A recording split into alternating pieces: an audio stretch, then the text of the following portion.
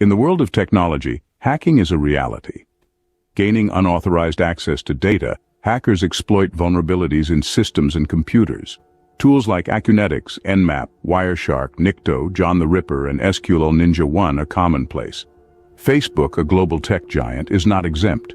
Although its services vary in security levels, some can fall prey to hackers. Techniques such as phishing, keylogging, malware, or brute force attacks can potentially expose a user's password, email, chat history, or other personal details. While hacking Facebook's entire system is near impossible due to their advanced security and encryption, information can still be extracted using Facebook dorks. These advanced search operators find specific profiles, pages, groups, or posts. For instance, using site facebook.com entitled Hackers will reveal all Facebook pages with hackers in the title. There are resources available to learn more about hacking Facebook services, including How to Hack FB Account for Free, No Download and No Surveys.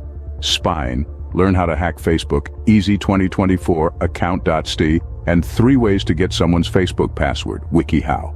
However, exercise caution. Use this knowledge for education, not harm or law breaking.